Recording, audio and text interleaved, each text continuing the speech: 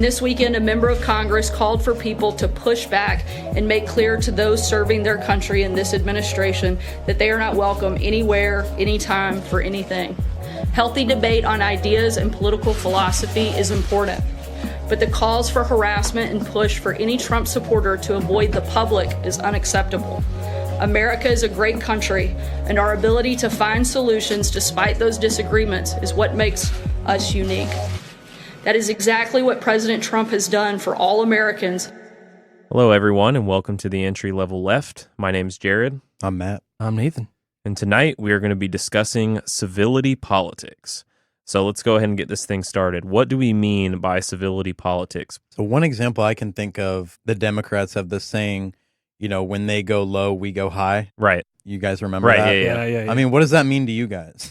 when they go low, we go high. Well, I think the point in them like saying something like that is they're trying to highlight this like notion of like, you know, we're going to be the better person and we're always going to meet them halfway and we're always going to be there willing to promote policies in the face of their like sort of, I guess, reactionary hate politics.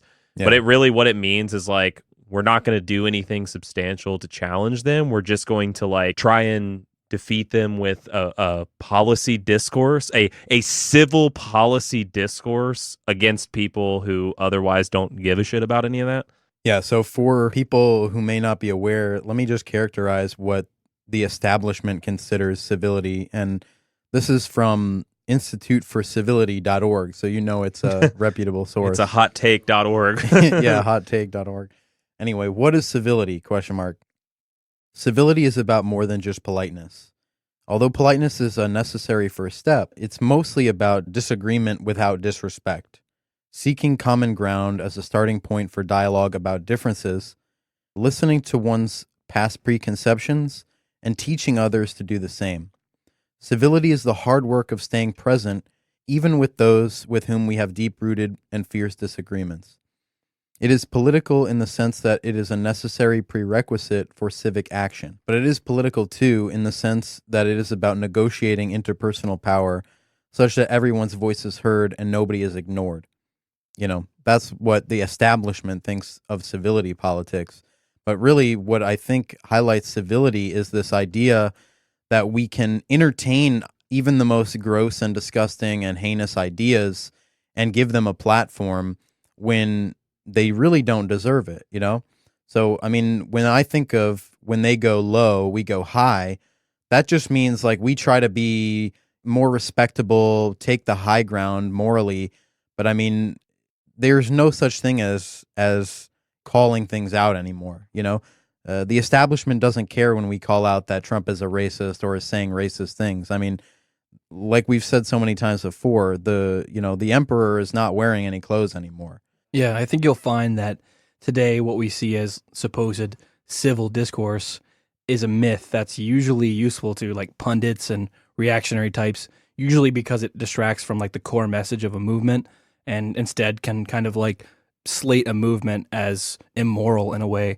Like one of the most recent and clearest examples I can think of is the whole national anthem kneeling Colin Kaepernick fiasco. Wouldn't you love to see one of these NFL owners, when somebody disrespects our flag, to say, get that son of a bitch off the field right now, out, he's fired. He's fired! Yeah. Even though the protest was by no means like violent, destructive, or even like hardly distracting. So is it civil? It kind of was civil in a way. Yeah. You know, the focus was shifted from conversation about why POCs in the U.S. seem to get shafted by the justice system into if the football man no stand, the troops will get sad. Right, you know right, what I mean? yeah. Like, how does that happen? Yeah. Well, I think that's the highlights, like, everything that Colin Kaepernick did, if we're using that example, like, you know, was by all means civil, you know, nonviolent, like, whatever, but the right didn't give a fuck, you know, like, they still ran with whatever tropes and shit they had to say about and that's that. why, that's exactly what I'm saying. That's why the high ground and the low ground, it's bullshit. There's no low road and a high road because ultimately, like as we've seen so many other examples as well, but in this particular situation with Colin Kaepernick, like for all intents and purposes, like his protest was a valid protest and it was for valid reasons and it was a peaceful protest. He wasn't out in the middle of the street with Yeah. pitchforks and like trying to No one burn got cars. hurt. Yeah. I mean, for all intents and purposes, it is exactly what a peaceful protest should entail. But when right-wing pundits and the internet and Fox News culture tries to take these things and warp them into a hatred for America or these type of things, what that is like signaling is like, it's not an America in the sense that you, me, or Jared think about. It's America in a sense that we're losing this like white ethno-state or white monopoly that we have on politics, and conservatives are afraid of that. They're kind of slipping in like the conclusion with their argument. Like the idea of civility in this case was like, you have to respect the troops. You know what I mean? If you don't respect the troops, if you don't respect the flag, then we're not going to engage with you at all. It's a way of disengaging. Yeah, and I think the alternative side to that, the like sort of civility side that I think you were talking about earlier with the more like liberal establishment, going back to that when, they go low, we go high, then means virtually like when in the face of that deep reaction, when we all know that like people who had an issue with Colin Kaepernick's like protest, for instance, were obviously upset about this affront to white power in the United States.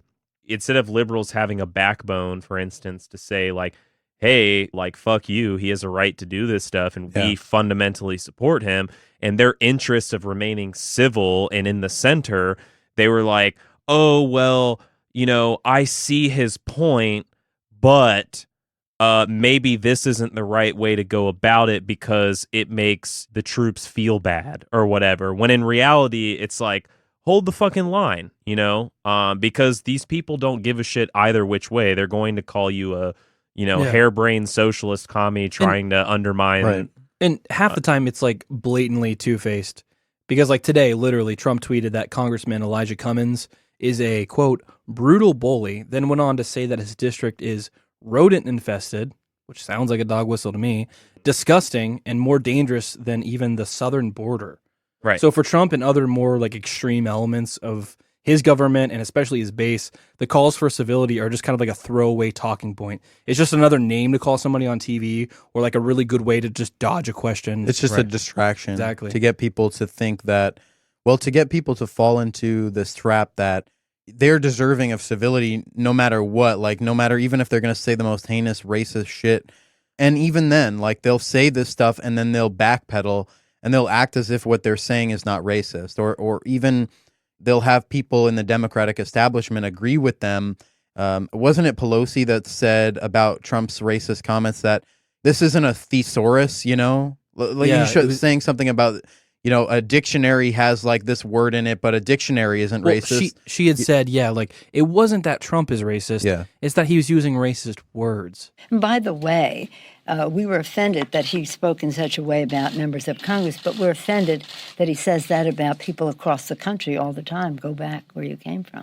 And that, by its definition, those words are racism. You go look in the AP and other places where they define certain words.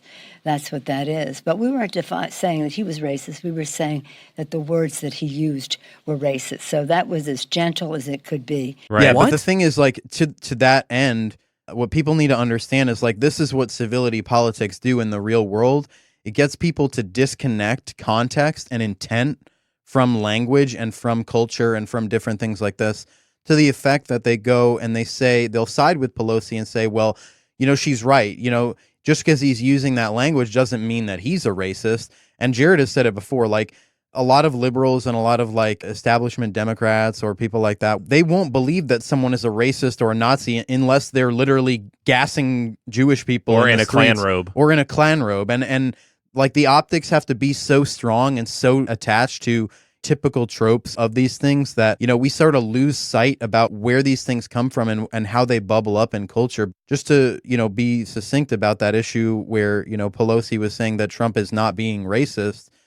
A difference between a dictionary is like declaring a definition for a word in common usage or context, but when a person, an individual uses words, they're naturally taking on a political context, and especially in the way that Trump uses those words in an undoubtedly and demonstrably derogatory way, you cannot like rationally say that there is no type of racist intention or some type of a biased intention in the way that he's framing that language. So it's just bunk for her to say that. And that's kind of what civility politics does in the real world. Right.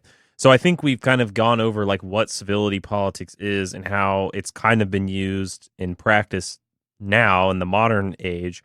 But how would we say that appeals to civility politics in the US have been used historically, maybe in the instance to, you know, pacify the American public and more specifically the working class under capitalism? I was thinking about this question earlier, and what dawned on me was a quote by Assata Shakur. And I'm going to paraphrase it, but basically what she says is, no one has ever made gains by appealing to the morality of their oppressor.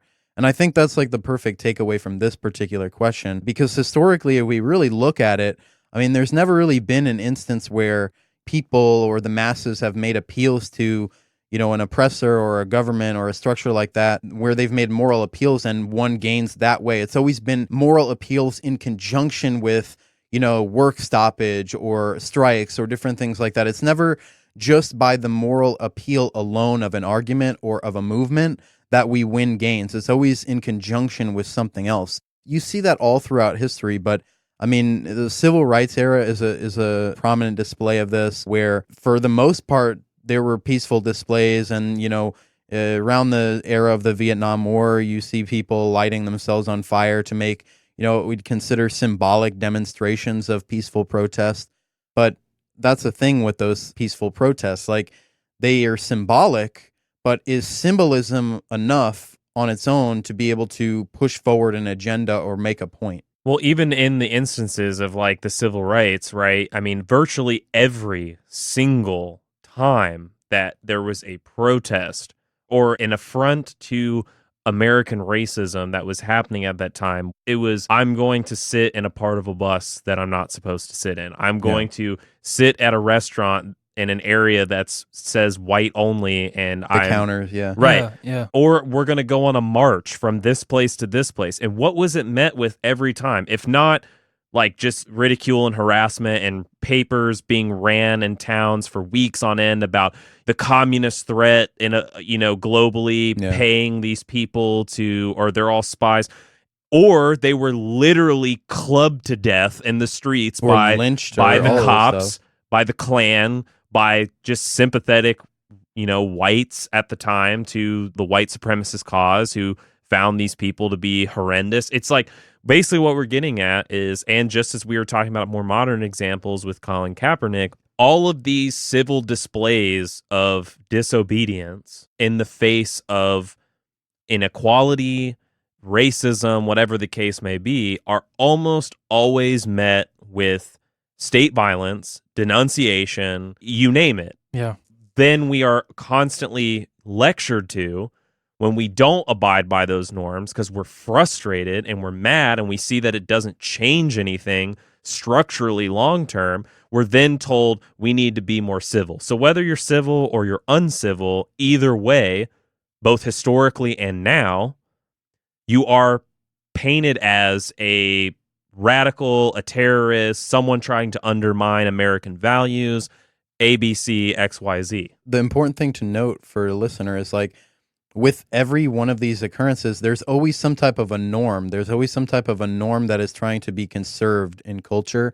Whether this norm is a reality or an idealistic sense, like when you think of the American dream or you think of neoliberalism as an idea or a political project, there's always this idea that these things are norms, or American values are some type of static norm that people adhere to. And I think that is part of the mystification of civility politics as well. They work as like a cultural like component to sort of mystify these elements of phenomena, history, government policy. But really, like, we have to look at history and look at these issues and ask ourselves clearly, like, do we have a unified American culture? Do we have unified American values? Or have we always been split on these things? And then once you get to that point, you can really say, well, where does civility come in? You know, the establishment thinks of civility in this way where we're constantly, a term that Democrats love to use, like reaching across the aisle, right? Right. Always trying to compromise with the right-wing side of the government when in reality, like the majority of the base that votes for Democrats or progressives, they side with like policies that a lot of right-wing Americans would consider like outright democratic socialism or socialism. Like, you know, the policies of Bernie Sanders and some other progressives, these policies are wildly popular with the majority of like working class Americans. Right. But, you know, majority of Americans, period. Yeah, Americans, period. But the real mystification is that these media outlets, through civility politics and other things that they employ, they get us to look at these things in a mystifying way and think of them in a cultural way rather than just like a political platform tied to real economic gains for people. But that's like the problem with civility politics. Like this idea throughout history and throughout politics, throughout humankind, that we can be simply civil or nonviolent and make gains is not true. Like violence doesn't have to be in the sense where, you know, I'm literally bludgeoning you to death with a club because, you know, you withheld wages from me, you know, and, you know, I'm a factory worker and I've got my pitchfork. But violence can also be in the sense where labor is stopping production. Like that's considered like a sort of an economic violence towards the ruling class. Right. Because the ruling class loves civility politics. They employ them all the time for, you know, a myriad of different reasons. But when you have a ruling class and a hierarchical structure under capitalism, as we constantly talk about, who do you think the civility politics or civility as a political program, who do you think that benefits? The people with less power, you know, in the hierarchy, the people with less control of the means of production? Or do you think that benefits more the people that have control of the means of production? Yeah, there seems to be like this certain myth that we've never been perfect, but we've always fixed it in the long run. Right. And that kind of like leads this credence to the idea that like we can just talk it through, right? And we'll make it. Right. But the truth is when you take like a survey of American history, even going all the way back to like, for example, colonial rule by the English government, you know, that was solved with war. You know, taxation without representation was solved with war. Emancipation of slaves was solved with war. The abolishment of sweatshop conditions in America was achieved with rowdy unions and massive strikes. And a lot of people dying. Yeah, literally people dying. Yeah. Women's suffrage was achieved with like public demonstrations and even like burning speeches in front of the White House.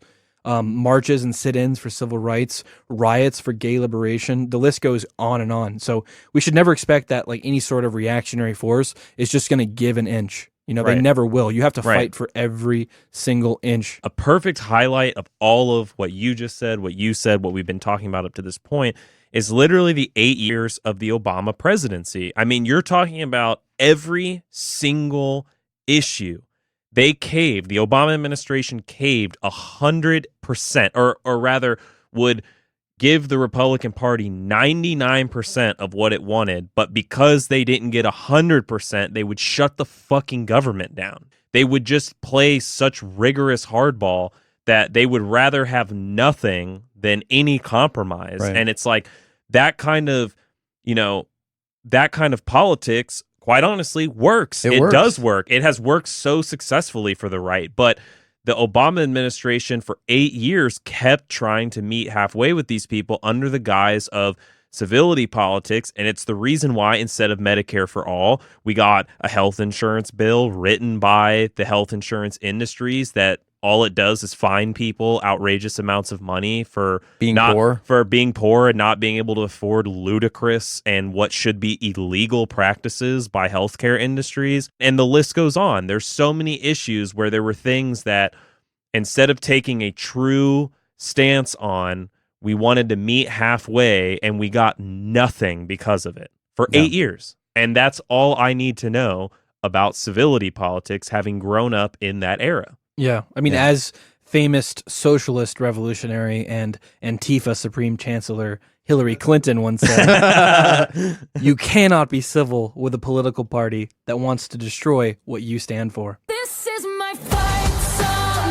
Take back my life song. Hot take from Clinton. That's the thing is she's not wrong. Like we really don't have time to be debating decorum when kids are like in camps and corporations are like sucking the life out of every corner of existence, you know? Right. And I think that's why Trump has been so effective. I mean, to his base, why he's so popular and all that is he's doing everything that he said he was Yeah, I going to mean, do. the for right has most a part. clear program. I mean, Right. I don't understand why liberals are so confused by what they're like. They're so outraged and shocked by what the right is doing, but the right has never made they've never made appeals to be anything different. Like they've Right. been this way, Right. and they're not doing anything that's outside of character. They're literally doing exactly what they want to do.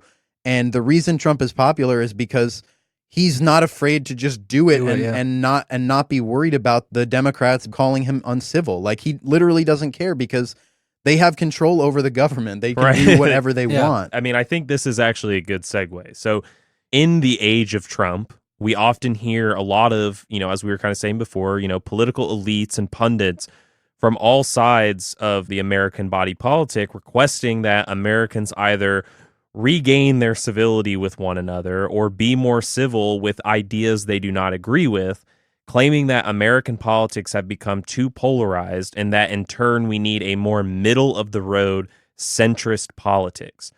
Does the group agree with this? Why or why not? Fuck yeah. No, I mean, obviously not. But if You're not all radical centrists? no, fully automated luxury class radical centrism. The thing is like if you look at a very current example, like if you look at the presidential nominee race for the Democratic Party right now, you have so many different random ass people that are running to be nominated for the primary. You've got Joe Biden, you've got Kamala Harris, you've got Pete Buttigieg, you've got even people like Andrew Yang that we were talking about earlier. And we talked about his interview on Chapo a little bit, but the funny thing is like I found myself agreeing with a lot of what he has to say, and I think he's a rational guy. Jared, what you said is like he didn't seem to really go into a lot of things, and it seemed like he lacked like clear knowledge on a lot of these things that they were asking him, even though they didn't really grill him that hard. But the thing about centrism is like all of these nominees for the Democratic primary are literally centrist. Like Joe Biden, he wanted to build a wall like back in 2007. Like he's been against busing and integration, from the start of his career. And this guy is like literally a blue Trump. You know what I mean? That's the way I look at him. I mean, there's nothing substantially different between Joe Biden and Trump, except one wears a blue tie, one wears a red tie. And that's the way that I look at centrism, and centrism clouded in this idea of civility politics, and how these people are doing things like Cory Booker is on stage saying, I really want to punch Trump because my testosterone levels are out of control. And like my T levels are great. Like I'm a real man, like a, Big dick. yeah, saying this like stuff that he thinks is like big dick energy, but it's really just really cringy. Donald Trump is a guy who you understand he hurts you, and my testosterone sometimes makes me want to feel like punching him, and which would be bad for this elderly, out of shape man that he is if I did that. This physically weak specimen. Surely this will make the Republicans flip sides. Yes, surely this will win over like every Republican, because all they really care about is like tough guy syndrome. But anyway, as they're wheeling through a Walmart in their scooter. yeah, as they've got like a fucking like AK-47 strapped to their back in the middle of a Target supercenter, like looking at frozen meat. Anyway, that's none of my business. Like Biden is challenging Trump to a push-up contest on stage. Come on, Donald. Come on, man. How many push-ups you want to do here, pal? Just all this complete fucking nonsense that literally means nothing. While people are dying in cages, and while, we're killing brown people with drones over in the Middle East, and giving weapons deals and contracts to a despot in Saudi Arabia. And all of this stuff goes under the radar when we've got people like Cory Booker and Trump and Biden, these like freakish, ghoulish people that are just basically having a dick measuring contest while the world burns, know? Yes. But that's civility politics. That's centrism. Will get you to look at these things and equivocate what the radical right wants with what the radical left wants. What's radical about what the left wants? What's radical about what the right wants? Well, for the majority of far-right extremists, like, we've seen what they want. They're telling us what they want. We should believe them when they shoot up a mosque and live stream it, like we've talked about, when they rampantly kill people that are just different from them for no reason, when they graffiti a Jewish temple, or when they try to go to a synagogue and write graffiti on it, or you know that story where the guy tried to light the synagogue on fire, right? Or and they just go in the synagogue and kill the people in there. yeah, and it's like this is what the right is telling us that they want. Whereas, you have people like Ted Cruz and all these right-wing pundits that are trying to criminalize Antifa and Right. trying to criminalize or make Antifa out to be a terrorist organization when it has no real hierarchical structure, no real organization, And has never committed a substantial act of violence Yeah, on and- U.S. soil. Yeah. They've never really done anything. There's no confirmed kills. There's nothing. I mean, Antifa is, for all intents and purposes, a very liberal and segmented and non-organized And adventurous. organization. Yeah, it's yeah. But I mean, my thing is, when I hear about this, we need to be more civil with one another, and we need a more politics of the center. And you have these dumbass fools on the internet thinking that they're so edgy for calling themselves radical centrists. My question is, what outline for me? I want a detailed outline of what is a political program of a centrist. Because, there are no policies, number one, that the Democrats can even manage to enact or have substantially enacted in the past, 12 years or whatever. Okay, that's number one. The right continues to do crazy radical shit, and the idea of a center between the two is just maybe slightly less crazy radical shit.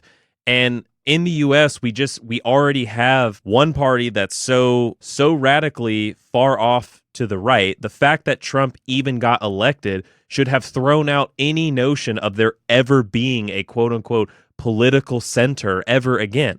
Trump is the magnum opus of where the Republican Party has been headed for the past 20 fucking years. And even the never Trumper people, they agree with 99.9% of yes. what he's doing. Yeah, yeah. And they're not never Trumpers. They are voting for Yeah. Trump. Yeah.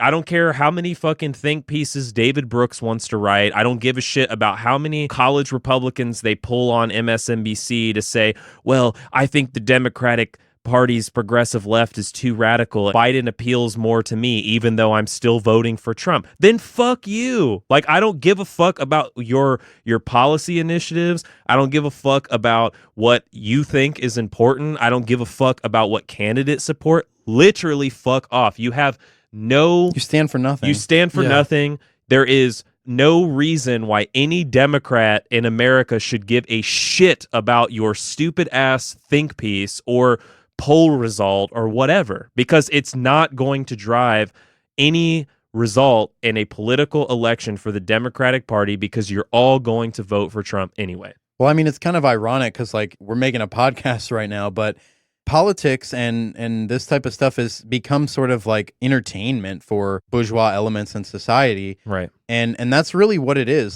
That's what I see centrism is. Just an entertainment for people that will never, ever, ever be affected materially by the outcome of a Biden presidency versus a Trump presidency. Right. The majority of the people who have centrist views will never stand to lose or really gain anything from either one of those people Right. being in office. And their privilege remains mostly unchanged. yeah, their lives have not changed under Trump at all. Yeah, At I mean, my life really hasn't changed too much, but the thing is it could be a lot fucking better too. Right. And I recognize that, and I think if you are listening to this and you consider yourself someone that comes from bourgeois or petty bourgeois roots, someone who maybe comes from parents that were small business owners or things like that. If you come from those roots, you really have to recognize that, while your life maybe hasn't changed too much, that's all the more reason to recognize the privilege that you do have and be talking to people who don't experience things in the same way.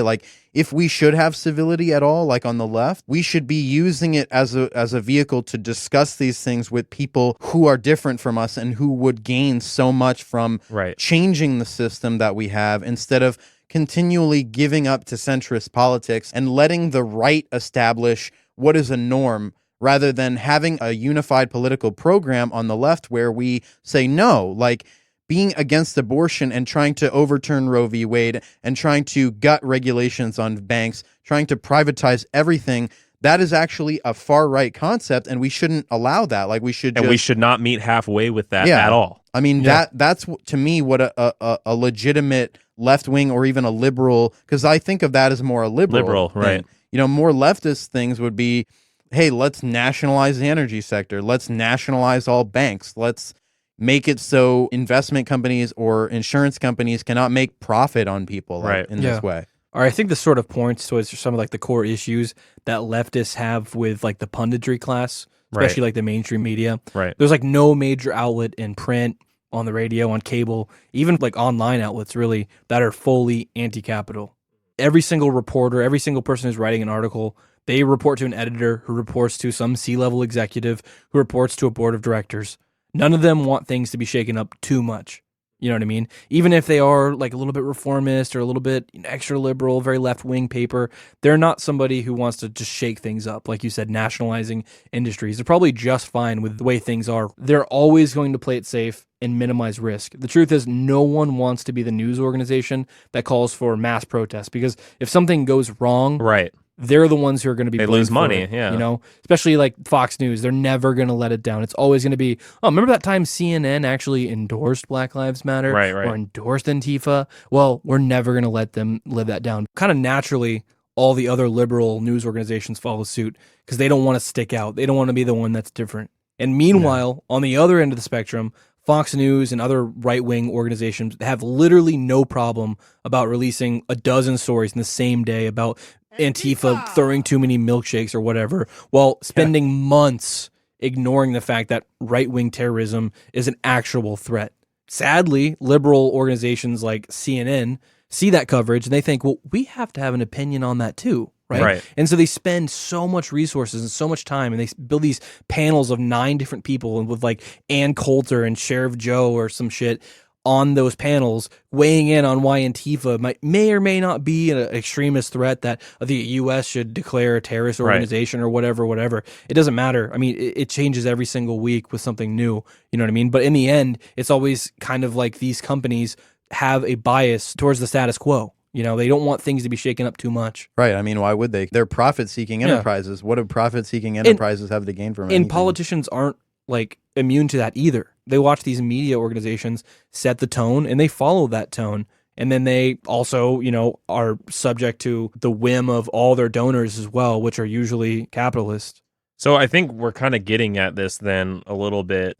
What are the goals, then, would we say, of civility politics and the politics of centrism, their achievements, if any, and why are both so keen on, you know, kind of propagating far right versus far left horseshoe theory on virtually every platform they're given? We were sort of getting to this point, but we talk about where Nathan was sort of leading with that. Take, for example, in recent news where several people on the right are calling for, you know, what Ocasio-Cortez needs or what Ilhan Omar needs is like a bullet. A Gretna police officer posted a comment on his Facebook page this past week calling for Representative Alexandria Ocasio-Cortez, calling her a vile idiot who needs a round. And I don't mean the kind she used to serve as a waitress. Carliano made death threats in a phone call to Omar's office on March 21st. Carliano said to a staffer over the phone, "Do you work for the Muslim Brotherhood? Why are you working for her? She's a terrorist. I'll put a bullet in her skull." How is this not taken as like an affront to democracy? Like, if these people, these free speech people, really cared about free speech, like, and not just dog whistling to signal other racists, like, if these people were consistent in their values, don't you think that they would be standing up for the free speech of everybody? No, they are not standing up for the free speech of everybody. They're standing up for free speech against the left. It's clearly in a context of, we want free speech for our group, but we're going to suppress you because what you're saying has no validity, and we want to suppress what you're saying. Like, where you get these things like Ted Cruz wanting to label Antifa as a terrorist organization. You know, no one talks about labeling the KKK or, you know, Stormfront or these websites like Breitbart as like terrorist organization, or, you know, terrorist incubation cells. No one talks about that stuff.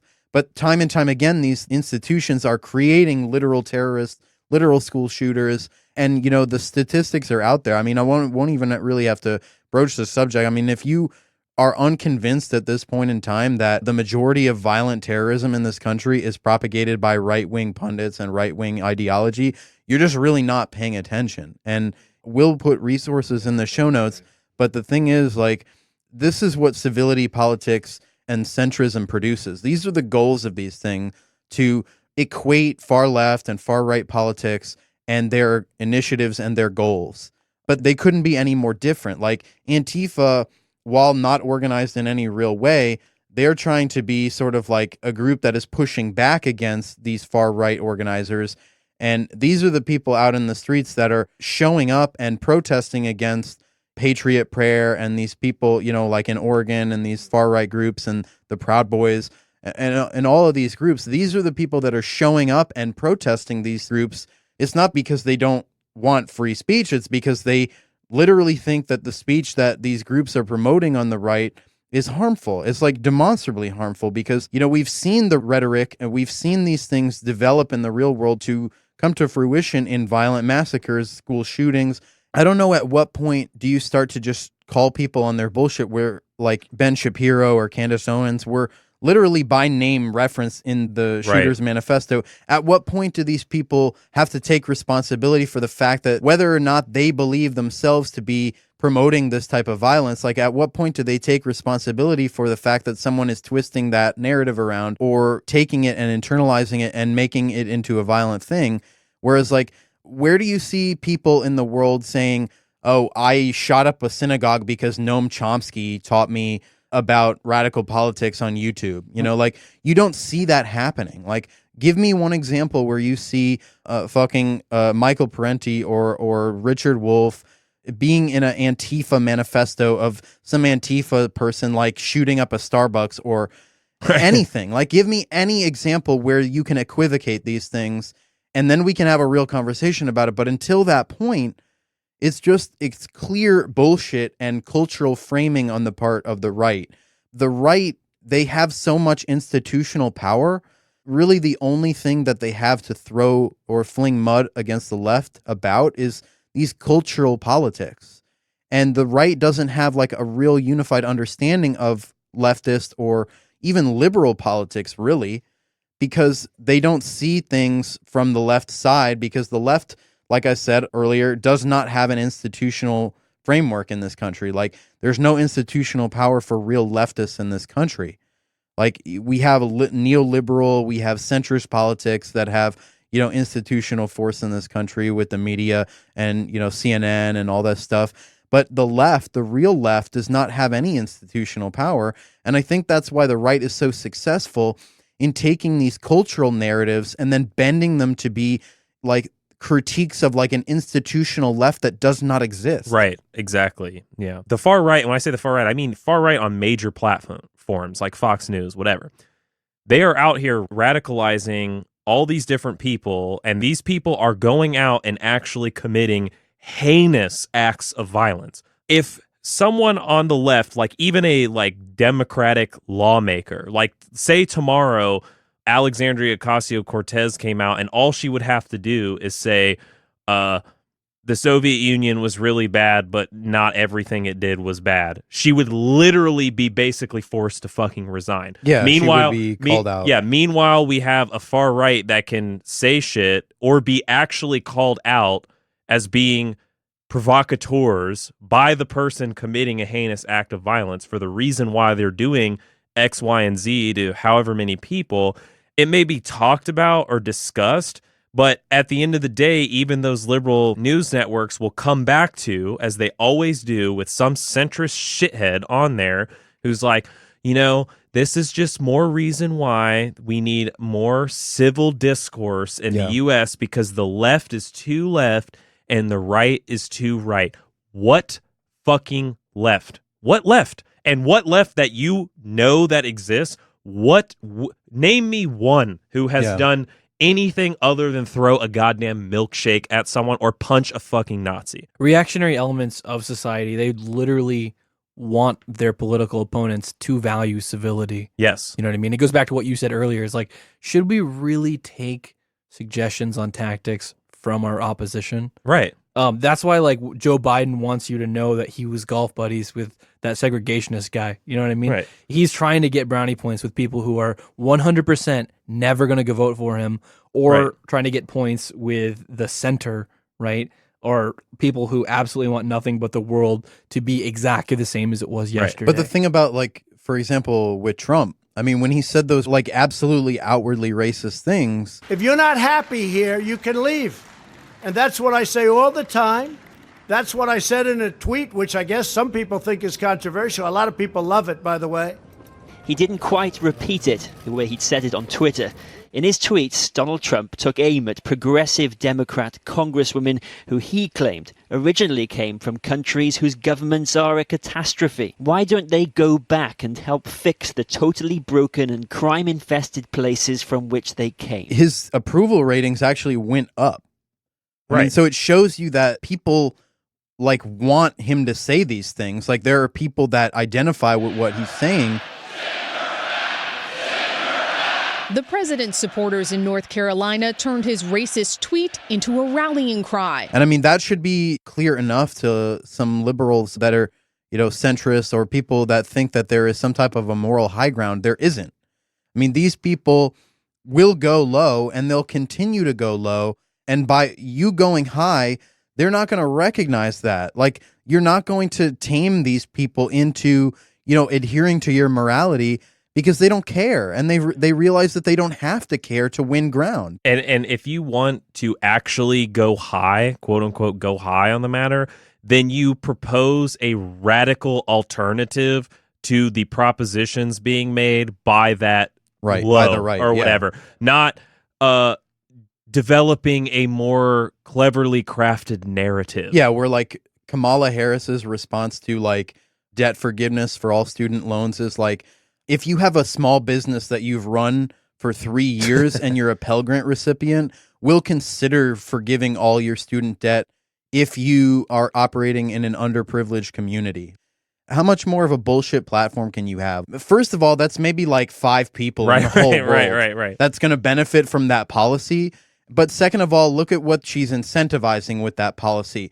Incentivizing people to just make small businesses and continue the status quo and just ignore what big corporations are doing. Like, how does that policy disrupt anything that Wall Street is doing, that, corporations are doing? It doesn't. It just gets people to go back to this idea of, like, strengthening communities through small business ownership, but it doesn't look at anything super structural. Like, small business ownership isn't going to solve poverty. It's not going to change capitalism and remove the hierarchical structure of the way capitalism produces and the way capitalism requires poverty to exist on a superstructural level. Capitalism requires a liquid labor pool. It requires people to be in desperation for low wages. It requires these things. And centrism and civility politics does just that. It gets people to ignore the superstructural issues and to be complacent with these calls for civility or these incremental changes that ultimately will just get pushed back because our opposition, namely the right or the far right in this context, they don't play that way. Like, they're not about incremental change. They want to remove abortion. They want to take away women's rights. They want women to be, like, in the house doing home labor and doing, labor that is not even considered real work Right. to these people. And these are the platforms that these people run on. Yeah. And they're not apologetic about it. And liberals thinking that they can play this game of civility is just, it's never worked. It will never work. And it's a complete waste of time. And these people that advocate for platforms like Matt's describing, whether it's like the pundits on TV like Tucker Carlson, or if it's Mitch McConnell, or if it's like Sarah Huckabee Sanders, they all want to be able to raise that platform and promote that platform until 5 p.m. And then they want to go home and not be bothered. And that's exactly where you have power, is the fact that when these people go out in public Right. and they're made uncomfortable by the fact that they are who they are, Right. that is where you're winning. These Right. people can't last forever. Right. Okay. If you go out and you actually really, really make people uncomfortable, Right. whether it is before 5 p.m. or after Right. 5 p.m. when they go home, it doesn't matter. Look at Puerto Rico. I Right. mean, 1 million people stormed the Capitol and the governor resigned. Right. You can only last so long when Right. there's a real popular force working against Right. you. Yeah. I When mean, it- that's a great example. I Yeah, mean, exactly. the protests in Puerto Rico over the governor, who, for our listeners that may not be aware, There were text communications leaked from the governor of Puerto Rico, and he was saying a bunch of homophobic and misogynistic shit. He was making fun of like people that died in Maria and just completely being a shithead. And, so many people, I would say like the statistic was about a third of all Puerto Ricans. Like, I think it was a like million, a right? million people Yeah. Yeah. in the streets for consecutive days, organizing. I mean, it was not really, there was no ideology Right. for the movement, but it was such a widespread movement that it didn't really need an ideology to be successful And- at what it garnered. And they didn't give up either, because what happened first was he said, I'm not going to rerun. But they Right. didn't leave. They Right. stayed. Yeah. They kept fighting. And then he said, okay, I'm going to retire, or not retire. I'm going to resign at the end of the month. Mhm. They stayed. He Right. resigned that fucking night. Right. You know? Exactly. So the mass mobilization of the people against the ruling classes fucking works. It works every time. History shows this to be the case. Had that been drawn out longer than what it was, what would have been the pundits' takes on the Puerto Rico matter or whatever? Well, there's a better way to handle this. Maybe instead of getting too rowdy and crowding the streets and leaving these dirty trash and all this shit everywhere. we'll just teach- maybe They should they just can vote. maybe Yeah, they just can vote. just vote. They'll just bring out and turn out the vote. Right. And that's exactly what happened in 2010 with that Scott Walker shit when he passed the right to work laws over there. And they fucking lost because instead of staying and occupying and continuing that, all those fucking centrist, liberal fucking, nonprofits or whatever got in there and says, no, we need to not occupy the state house anymore. We need to go with a referendum. And guess what? Yeah. It fucking failed. And it strengthened him and strengthened his base, and he ran on how anti-union he was and how easy it was for him to crush dissent from the radical left, and he was re-elected. And that's exactly what's going to happen with Trump if we continue to run on this centrist bullshit. That's what civility politics do. It gets us to equivocate these things and constantly, kowtow to the people that are in charge, and the people that are in charge are the far right. We're not taught our history. We're not taught these things well enough to be able to understand that the United States of America is a far right government, is a far right institution, and it exists as a far right and extreme right force in the world. I mean, there's nothing left about the U.S. There's nothing left about liberal politics, and there's nothing left about political centrism.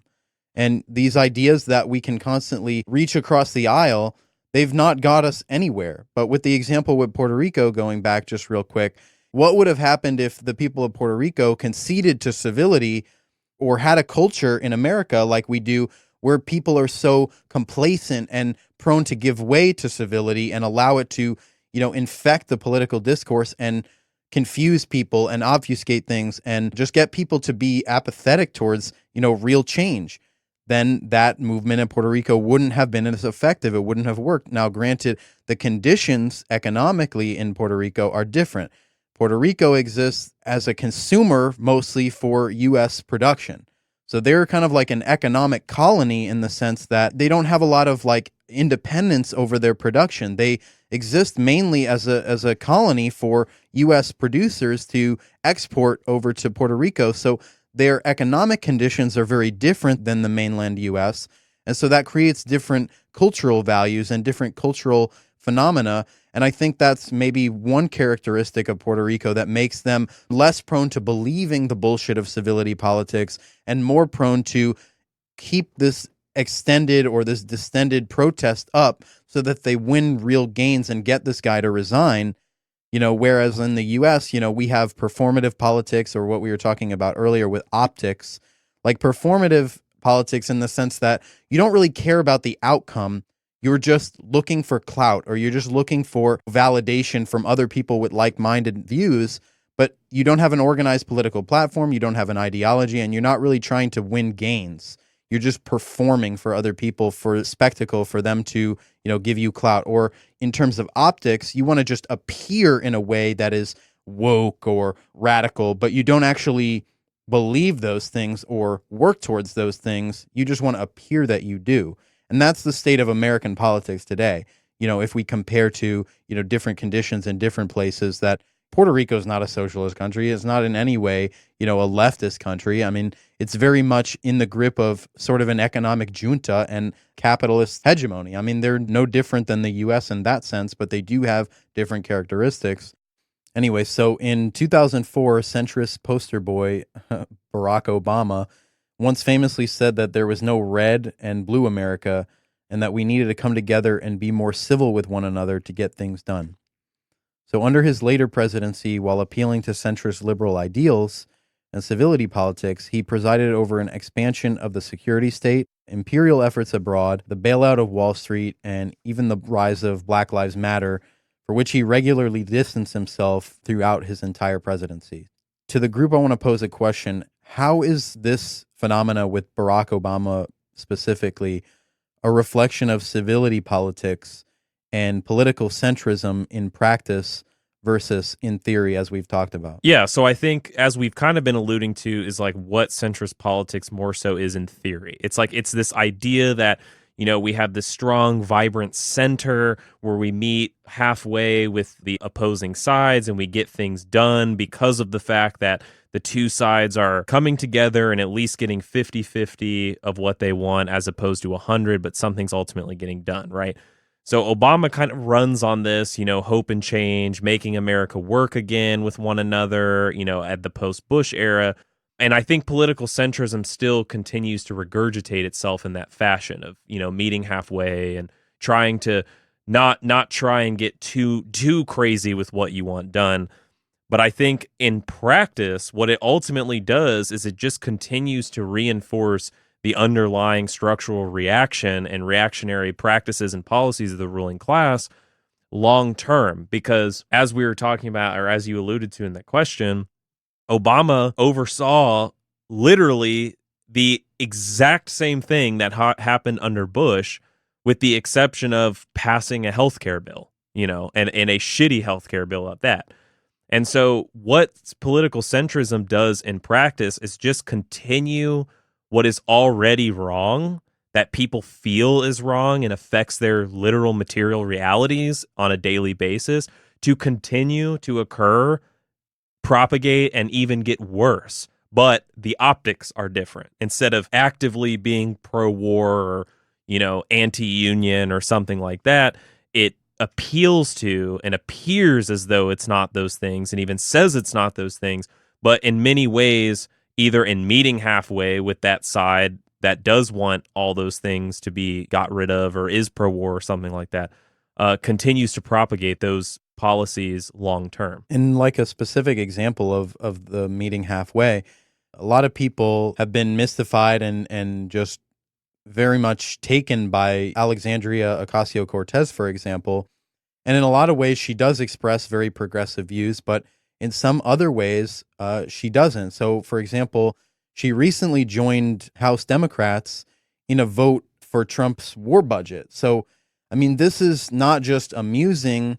This is not just like a speculation or some type of conspiracy theory, but in a very real sense, elements of like establishment Democrat politics will reach across the aisle and side with things that most people should consider the Democrats to be vehemently against, which is war, which is things like this. But, when we look at moneyed politics and we look at the interests and we look at capitalism and how those processes pan out, Democrats are capitalists just the same as Republicans. And a lot of them, if they're in the business of weapons contracting, they're making money off of these terribly heinous fucking things as well. So it's really a matter of so many different things, economics, culture, but it's a meeting halfway with the worst elements of our society. And what it allows the American public to do, or not do rather, is take a real stand on a real political platform and have a real cohesive view of what is wrong and what is right. Really, civility politics should be thought of in the sense of like a moral equivalency or a moral justification of being unethical, of siding with things that are problematic just because they're the status quo. Right. And in turn comes with that a long-term pacification, I think, of working people in America. So I think the perfect example during the Obama administration of seeing the right completely pivot once the left is making any sort of progress is Obamacare, right? Mm-hmm.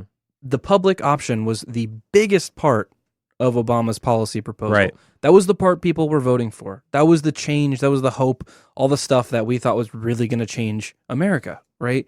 And for just years before this is coming up to, through the 2008 election, and then finally to 2010 when they pass it, you can't hear enough of Republican pundits talking about how a public option means socialism, how they're gonna socialize medicine, Death panels. death panels, and yada yada yada.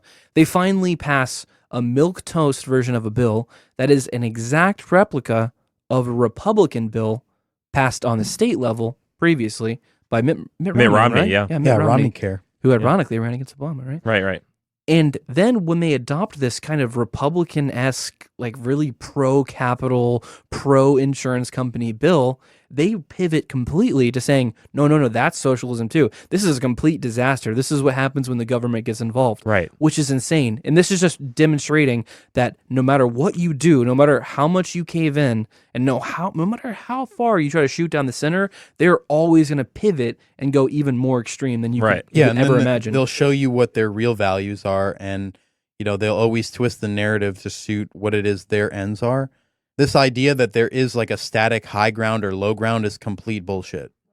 So to kind of wrap these points up and whatnot, what are some other ways in which civility politics and, the American center reinforce capitalism, more specifically neoliberal capitalism, in the modern age? Well, you talked about it a little bit briefly when Nathan commented about Romney Care, quote unquote, and how it was kind of written for the benefit of insurance companies and for capital. So, I mean, it's clear to me, at least in the relatively narrow context that we're talking, like a span of 8 years or, the last 20 years, but it's relatively clear to me how the status quo is distinctly right wing, even if it's not far right. It's milquetoast or lukewarm right wing politics. When we look at Obama's administration and how he originally ran on a very progressive platform, but then when he's in office, they kowtow to all this stuff. They give way and they give inches to conservative elements of government. And then the conservatives they get an inch and they take a mile, really. Right. But that's what we've said before. Like, conservatives and right wingers are great at that. Like, they don't get embarrassed by civility politics in the way that dumb liberals do. Right. They don't care about that shit. They know that they have a unified political platform. They know they want to, decrease regulation. They want to free up capital. They want to, make things easier for large corporations, because those are the major interest groups that run the government. So it makes sense when you look at it from that perspective that, our government isn't almost entirely right wing. And to think of like Obama as separate from Trump, I think is sort of a misnomer in a sense. Like, they're really no different. It's become a trope at this point, but we say, Obama deported more people than Trump ever has. I mean, granted, Trump hasn't been in office that long compared to Obama, but when you say that to liberals, they will literally freak out. Right. And they'll fact check you. And then when they see that you're right, they'll still try to come up with responses for how, like, it's different, though. I mean, I think it's different in the sense that Obama was cruise control and Trump was going 150 fucking miles per hour towards the wall. Right? I mean, that's civility politics right there. Right. They don't care about what ultimately happens or what the platform is. They just want to be civil about it. And that's the thing with, like, never Trumpers. Like, they may say that they'd never vote for Trump or they don't want Trump in office, but why the fuck do they agree with like 99% of the shit that he does then? At least what I think more of, it's like, in some of the ways that civility politics and the American center sort of like reinforce capitalism, like the capitalist agenda, more specifically in the modern age, the neoliberal capitalist agenda, the interests of the ruling class broadly is, if we take an example like climate change, right?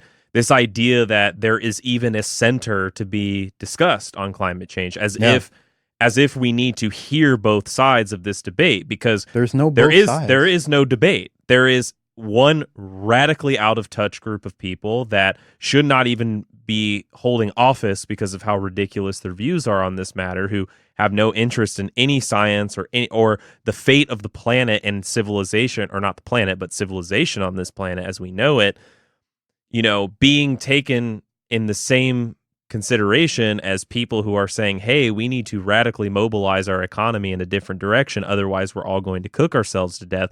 And in that process, by having that debate, all it does is stall anything from actually happening, or whatever does happen, you get like cap and trade versus like a Green New Deal, which would ultimately fundamentally change the ruling class power in this country as it relates to the energy sector, all of major finance that owns stock and trades in the energy sector, and et cetera, like down the line. And it even goes in instances of like imperialism, you know, like something we've discussed in previous episodes, like Venezuela. Instead of, you have one side which wants to literally go to war, destabilize this country even more so than they already have. And then, you know, the sort of liberal center, instead of saying like, we want to go to war, is just like, oh, well, we need to condemn them and they're really bad people and this is his government who's doing this and not sanctions, but we just don't want the war part, or we don't want the military intervention part. But they're still reinforcing the same exact class interest there in the unification of the two, and that something needs to be done about big bad Venezuela because they nationalized their oil. But you know, if the U.S. does actually invade or do any type of like warlike activity on Venezuelan soil, you know that those same people that are supposedly against war in that very privileged centrist liberal position, they will just have such apathy about it that it's almost as if they're just agreeing with the more radical right-wing elements of government anyway. Right. And then if you take other examples that we've talked about, like urban revanchism in previous episodes, it's like, if the Republican right wing in this country was bulldozing, you know, a black neighborhood to put a suburb on top of it, the American center, quote, American center, would just be gentrification.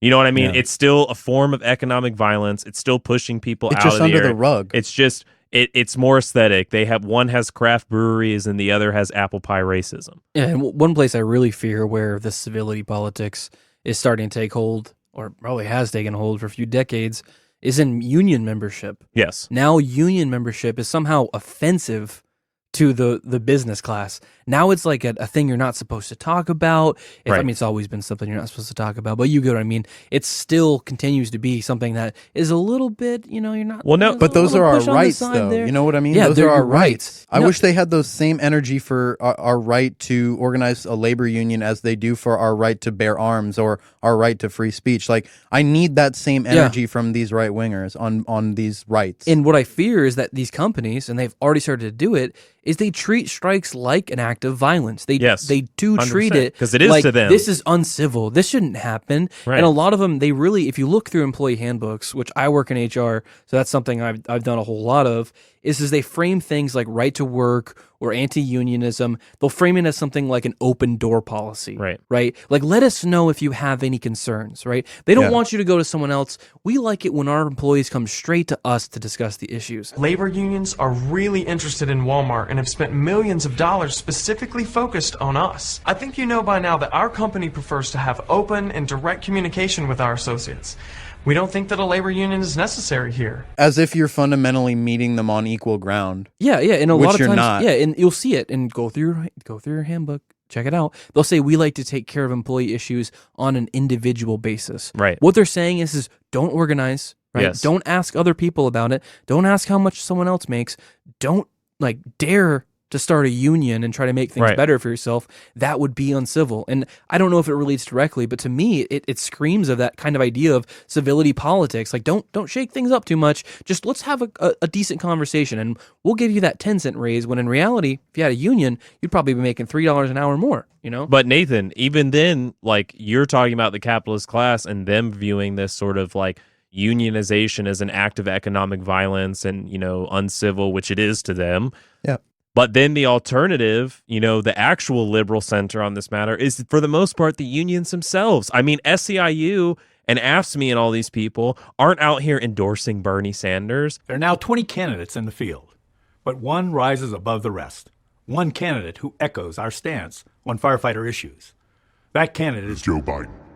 And that's why the IFF's principal officers and executive board endorsed him for president of the United States. They're not out there, calling for mass general strikes. They're telling their workers not to strike. They're telling their workers to donate, their money to campaigns instead of union dues. They're practically all ran by staffers. And then the only unions that you have the exception of that, like the flight attendants, union, who's ran by an absolute motherfucking boss, or, the National Nurses United or whatever. It's like you have a few here and there, but the massive unions, the Teamsters, all that stuff, they're literally in the pocket of the American establishment. And they have been since since Reagan, it's just, they've been so fundamentally crushed.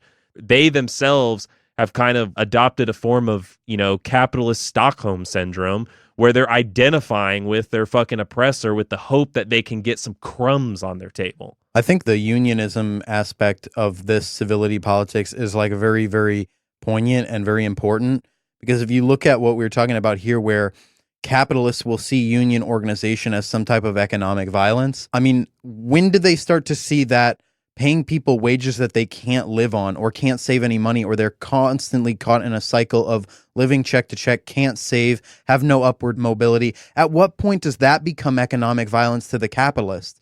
And when you look at that, you realize they don't see that as economic violence because it doesn't affect them.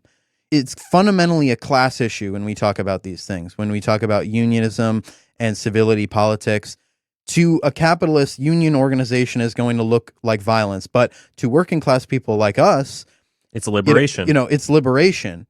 But that's the thing about civility politics. It will get people that are otherwise well-meaning to look at these things in a vacuum and not see that it's a class issue. It's a class issue because, like I said, if you're not going to organize for your best interest, you bet the capitalists are going to do that. And you bet that they're going to shut down unions and make you feel like you don't have a right to organize a union or demand more equal pay or demand better working conditions. And that's what civility politics does in a real sense. So to that end, I mean, it's really a matter of people need to understand that there is no moral high ground. There is no low and high. There is no civility to be had with the political discourse in this country. Like, yes, we should be rational. Yes, we should try to be nonviolent in the way that we conduct our affairs first. But to not recognize the history of the fact that nonviolence only has gotten no gains without strikes, without other forms of shutting shit down, is to misunderstand history. And people from those pretenses need to understand you need to take a side. There is no such thing as centrism. Obviously there's a such thing as centrism because people identify that way, but really, it doesn't mean anything. It has no explanatory value, and it's sort of a negation of the reality that we live in, where people have class interests and they will vie for their class interests or work towards their class interests. And you really do need to pick a side. You need to realize what your class is and fight for your class. As Marx once famously said, there are workers and there are capitalists. And in this society that we're in my opinion, as long as one class uses their class strength and power to organize all of societal's affairs, culturally, socially, politically, to keep the working people down, there will never be, and there should never be, civility between the two. This is my fight song. Take back my life song. Well, I think that about does it for tonight's episode. We want to thank everyone for tuning in to the Entry Level Left. We definitely appreciate all of our listeners, and we always want to hear your feedback or what you have to say. If you'd like to reach out to us, check out our website at entrylevelleft.com. You can check us out on Facebook at Entry Level Left. We're on Twitter at Entry Level Left. And if you go to our website or check us out in the show notes on Podbean or anywhere you listen to us, Spotify, YouTube, Apple, we're on all the major platforms. Anywhere that we post our episodes, you can get our show notes. In our show notes, we now have a link tree, and that link tree will link to anything you want to interact with us on, any social media we have. It's all in that link tree. We also recently started a Patreon. We'd like you guys to take a look at that if you're interested in supporting us monetarily in that way. Of course, we want to keep all of our episodes free for the most part, but this is a labor of love for us, and we do take a lot of time to organize these episodes. So if you do find value in what we're doing, we ask that you please, if you can't support us monetarily, then at least share to your friends or write a review for an episode that you liked and just help us get the word out. But again, we appreciate all of our listeners, and we hope you join us for our next episode, and have a great night.